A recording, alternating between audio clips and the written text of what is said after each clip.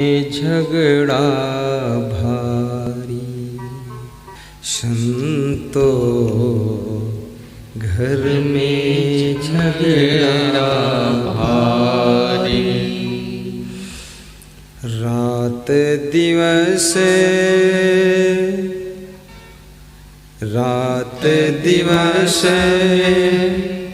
उठी उठी लागे पाँच ढोटाए के नारी संतो घर में झगड़ा भारी संतो घर में झगड़ा भारी। न्यारो न्यारो भोजन चाहे न्यारो न्यारो भोजन चाहे पाँचों अधिक सवादी।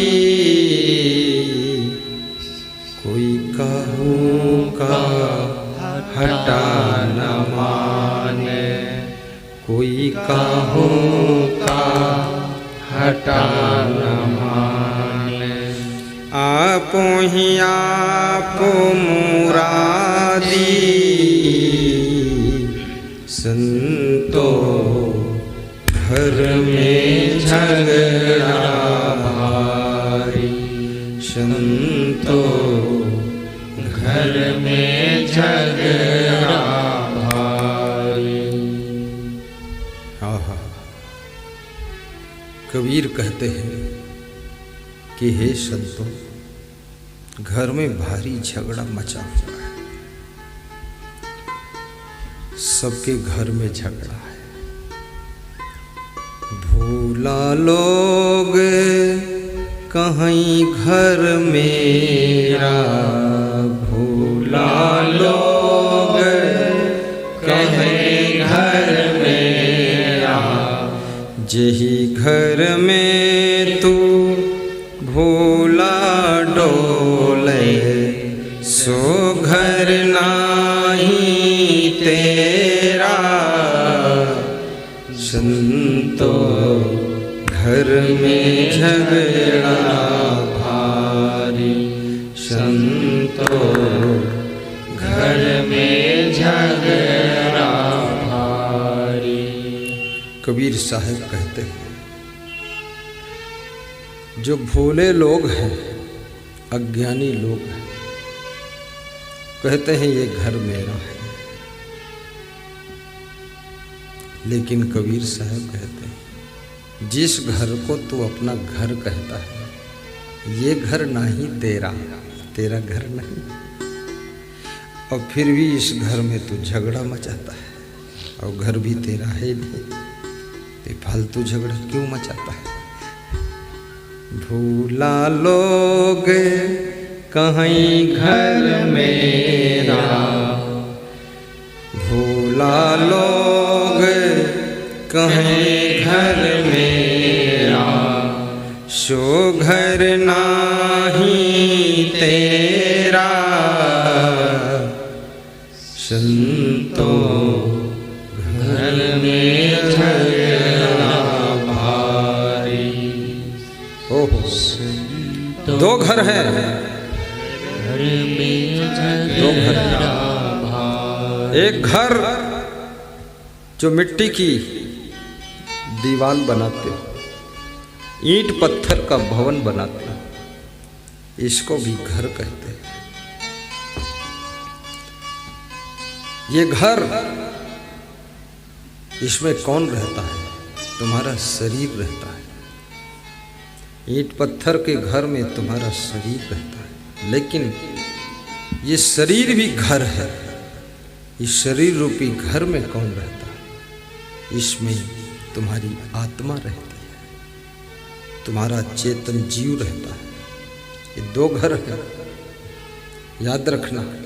और दोनों घर में झगड़ा है।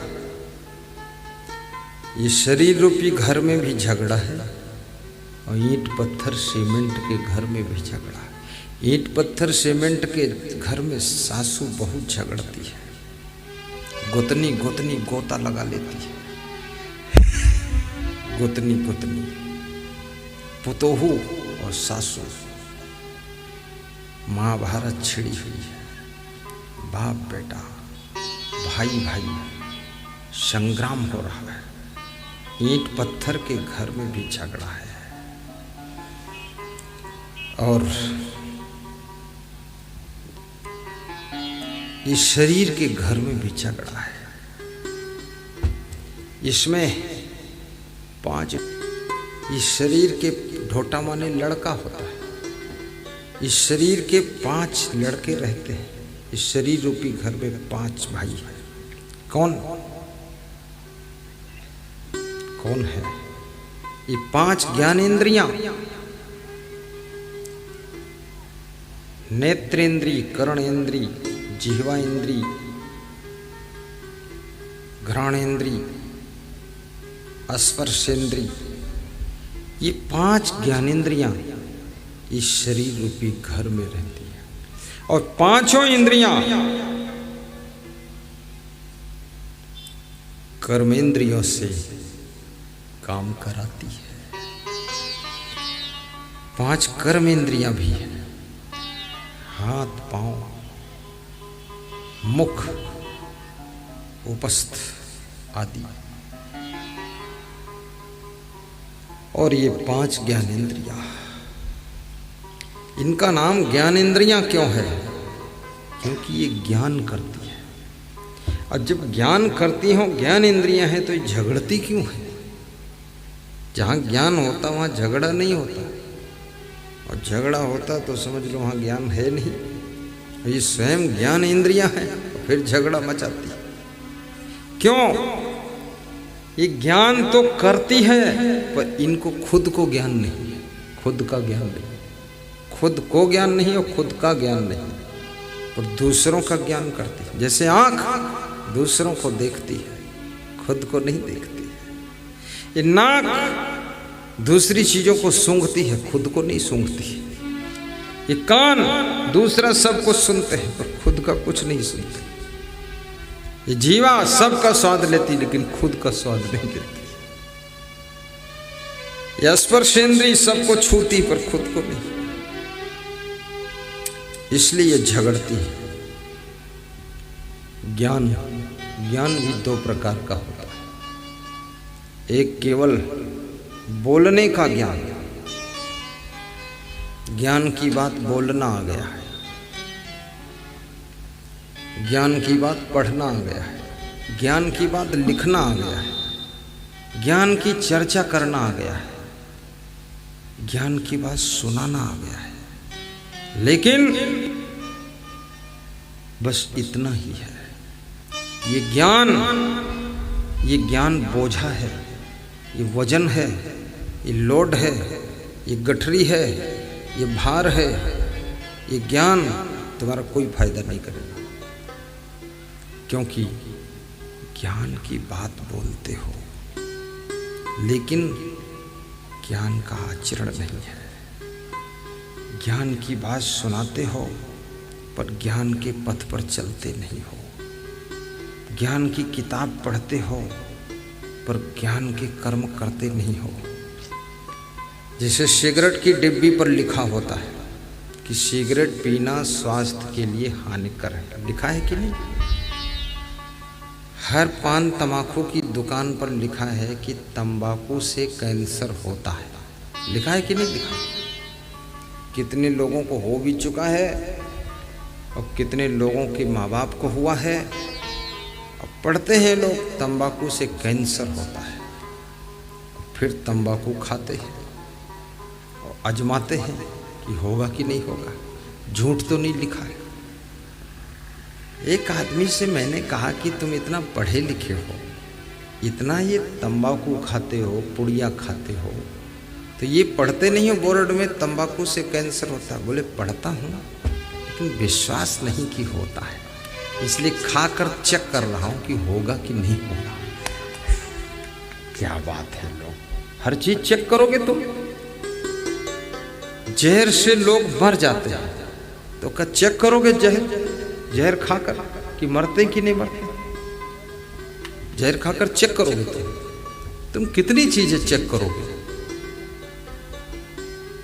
रेलवे पटरी पर लेट जाने से ट्रेन जब निकलती है तो आदमी का शरीर कट जाता है।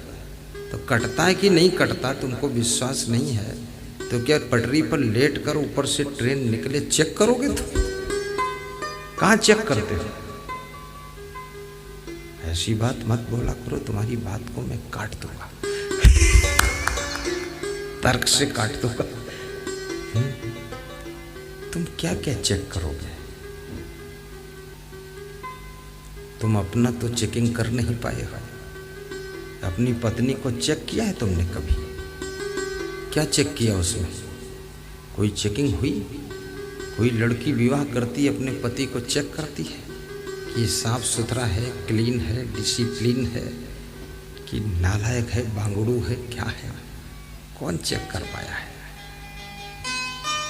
तब तो आप कहते हो जैसी है तैसी है, कर लो शादी, नहीं ये भी नहीं मिलेगी, चेक की तो बात ही नहीं, तुरंत कर लेते हो। क्या तुम चेक करोगे? चेक करना आता ही नहीं। जिन्होंने चेक कर लिया उन्होंने बोर्ड में लिखा है, रिसर्च हुआ है, चिकित्सा विज्ञान में रिसर्च हुआ है कि तंबाकू से कैंसर होता है। लेकिन कितने लोग तंबाकू नहीं खाते, उनको भी कैंसर क्यों होता है? क्यों होता है? संदेह तो है उनको क्यों होता है। तो उनको मैं बताता हूँ इसलिए होता है। उनको इसलिए होता है कि होता है इसलिए होता, और क्यों होता है? फालतू बात मत करो। उनको होता है। किनको होता है? जो लोग भोजन खा करके कुल्ला ठीक से नहीं करते। समझना बात को। भोजन खाने के बाद 2 घूंट पानी भी नहीं पीते तो ये गले की नली में भोजन के कण चिपके रह जाते हैं, फिर वो सड़ते हैं, दांतों में मसूड़ों में चिपके रह जाते हैं, वो सड़ते हैं, कैंसर का कारण बनते हैं। कैंसर का अर्थ होता है सड़ना, और कुछ नहीं अर्थ उसका, सड़ जाना। इसलिए ऐसा वैसा खाना पीना बंद करो। तो सिगरेट डिब्बी पर लिखा है सिगरेट पीना स्वास्थ्य के लिए हानिकर है, लेकिन बीड़ी के बंडल पर नहीं लिखा होता कुछ नहीं लिखा है, क्योंकि किसी चीज में तो छूट करना भी पड़ेगा। आखिर आदमी क्या पिएगा, कैसे जिएगा बेचारा? कम से कम बीड़ी पी ले। कितनी महिलाएं भी बीड़ी पीती हैं बड़े शौक से, कितने पति पत्नी आमने सामने बैठकर बीड़ी पीते हैं। पति बीड़ी खींच करके धुआं पत्नी के मुंह में फेंकता है, और पत्नी खींच करके नाक से धुक धुक पति के ऊपर डालती है। दोनों पति पत्नी आपस में मिलते हैं, कहते हैं दमादम मस्त कलंदर, दोनों मूर्खों का पहला नंबर। हाँ, बड़े बेशरम है। कितने लोग बाप बेटे बैठकर दारू पीते हैं। बेटा गिलास में डाल के बाप को देता है, बाप अपने गिलास से बेटे के गिलास में थोड़ी डालकर पिलाता है कि बेटा यही टॉनिक है जो कलयुग को स्वर्ग बनाती है, ले पी ले। हाँ, बाप बेटे दोनों पी रहे हैं, दोनों धूर्त है, दोनों मूर्ख है। शराब कभी मत पियो। पीना है संतरा का रस पियो, पीना है गन्ने का रस पियो, और पीना है दूध पियो, और पीना है आम का रस पी लो, मौसमी का रस पी लो, अनार का रस पी लो। पीना ही है तो आयुर्वेदिक टॉनिक पी लो, लेकिन शराब बिल्कुल नहीं पीना। पीना है तो गुरुदेव का ज्ञान का अमृत पी लो, पीना है तो सत्संग का रस पी लो, पीना है तो भक्ति का रस पियो।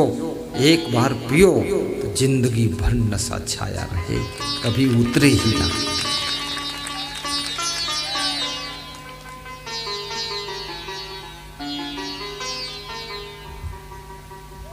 सत्संग का नशा चढ़ना चाहिए, ऐसे चढ़ना चाहिए जैसे बंदरा वालों पर चढ़ा है।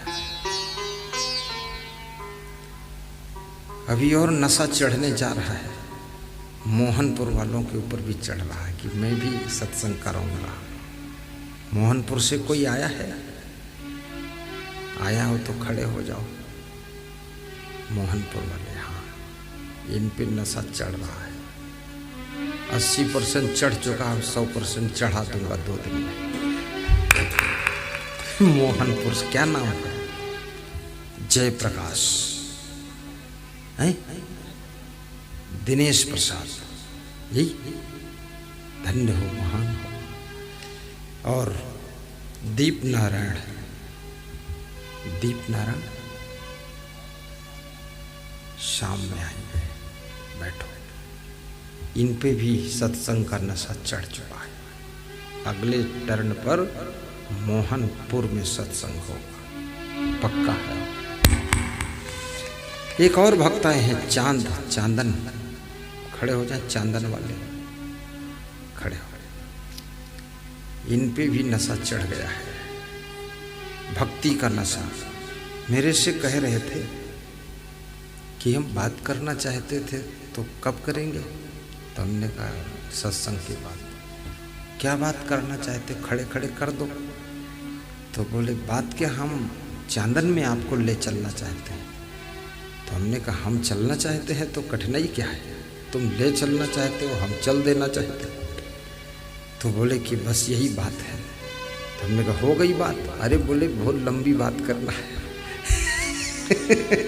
इन पर भी नशा चढ़ रहा है। चांदन गांव पास में है, कितनी दूर है?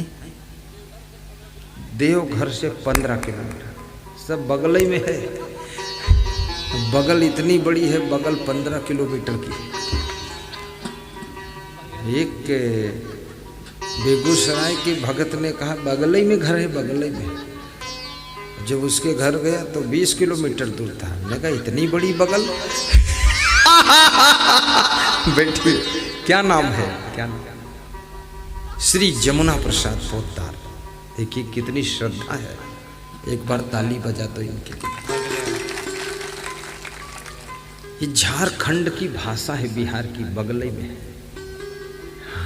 बगल मतलब समीप, समीप मतलब निकट, निकट मतलब पास में, पास में मतलब 10-20 किलोमीटर तो पास में माना जाता है, 100-200 किलोमीटर दूर माना जाता है। ये ग्रामीण भाषा है। बगल बगल का मतलब इस तो यहाँ थोड़े रखा कुछ।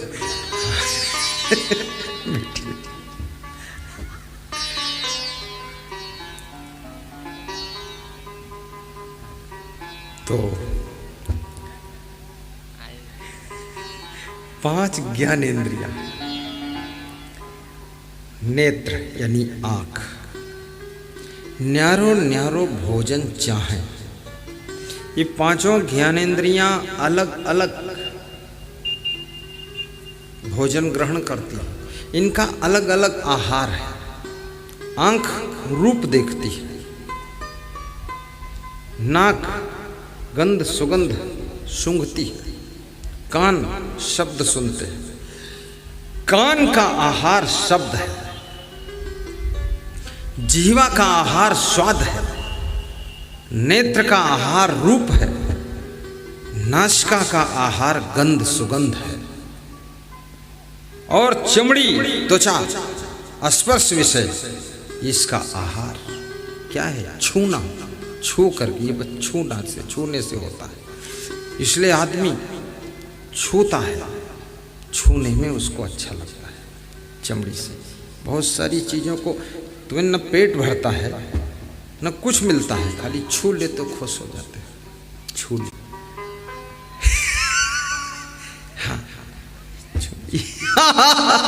ये चमड़ी, ये त्वचा इंद्री, इसका आहार है छूना। छू लेते बस हो गया। लेकिन 5 ज्ञानेंद्रियों का अलग अलग आहार है।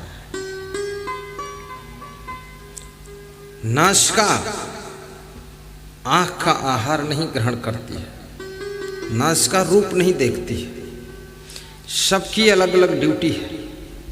आँख की ड्यूटी है, आँख का आहार है रूप देखना।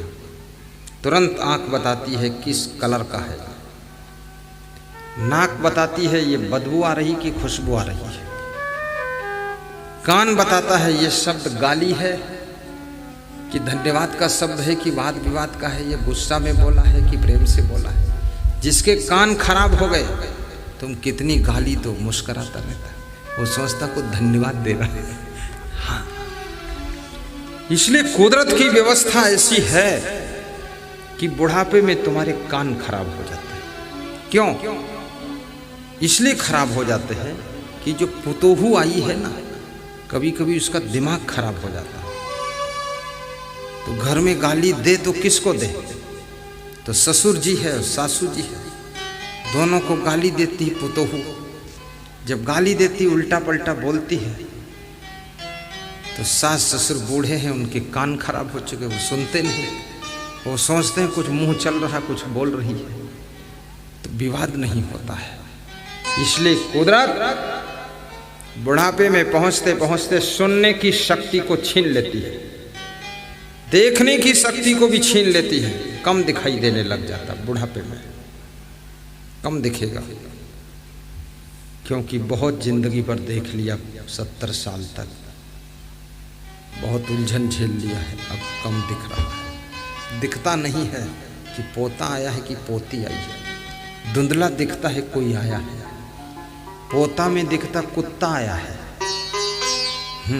तो पूछते हैं कुत्ता है कि पोता है, तो पुतोहू बताती है अरे पोता है, पोता को कुत्ता बता रहे। बोले साफ नहीं दिख रहा है, हाँ कम दिख रहा है। देखने की शक्ति भी बुढ़ापे में कम हो जाती है और सोचने की शक्ति भी कम हो जाती है, स्मरण शक्ति कम हो जाती है, भूलने की शक्ति बढ़ जाती है। कोई बुजुर्ग आदमी है, आपको भला बुरा कहेगा, शाम को पूछोगे कि तुमने हमको ऐसा कठोर क्यों कहा? बोले हमने कहा, हम तो कुछ नहीं बोले थे, सब भूल गए उसको। और तुम भी उसको सुबह अगर कुछ बोल दो, उसको भी भूल जाता है। ये ऐसा क्यों होता है? क्योंकि जर्जर अवस्था में शांति से तुम तभी रह सकते हो जब कम सुनो, कम देखो, कम याद रखो, भूल जाओ, शांति से रह सकते हो।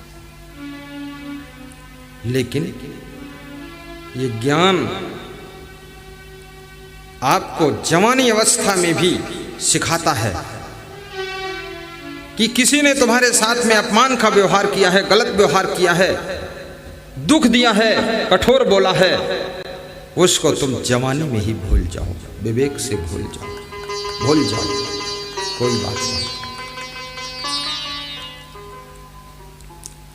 इतनी बड़ी रामायण दुष्टों की याद करके रखोगे, इससे फायदा भी क्या है? रोज ही एक दो दुष्ट मिल ही जाते हैं। कोई सड़क पर गाड़ी अड़ा देता, वो हटाता ही नहीं। तुम हारन बजाओ, सुनता ही नहीं। तुम कहो हट जाओ, कहता नहीं हटेंगे, क्या कर रहे हो? क्या करोगे? थोड़ा रुक जाओ, आखिर उसको भी तो कहीं जाना है। मैं लखनऊ में जा रहा था,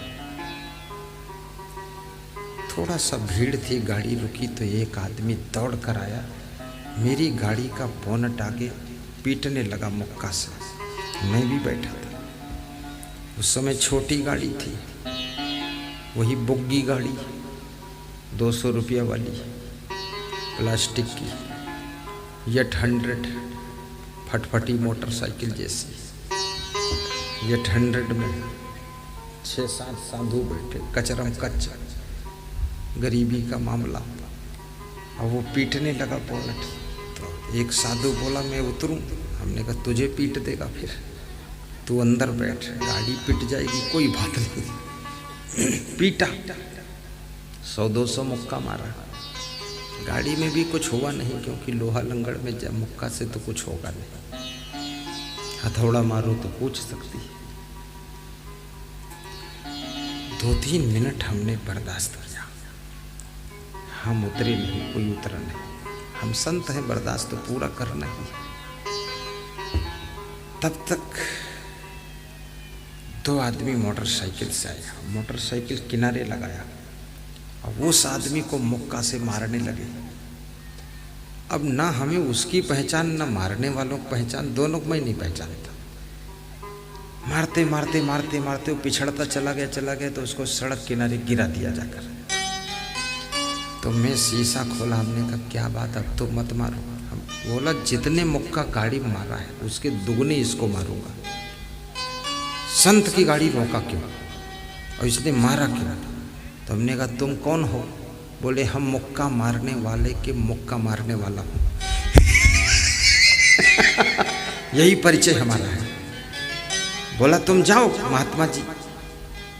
तो हम मुस्कुराए, हमने कहा बंद करो गाड़ी। जैसा को तैसा मिला और मिला नीच को नीच, और पानी में पानी मिला, मिला कीच में कीच, और महात्मा जी फंस गए दोनों के बीच।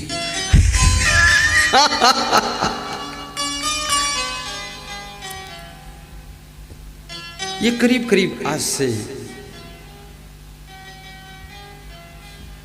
20 वर्ष पहले की बात।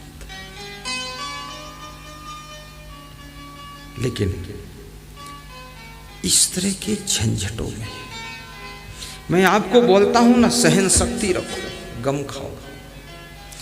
जहां तक तुम्हारा गम खाने से काम चल जाए तो पूरी गम खा लेना, और जब देखना जिसकी गम खा रहा हूं अब हमको ही खा जाएगा, तो फिर राम भगवान का अवतार धारण कर लेना, फिर कृष्ण अवतार धारण करना।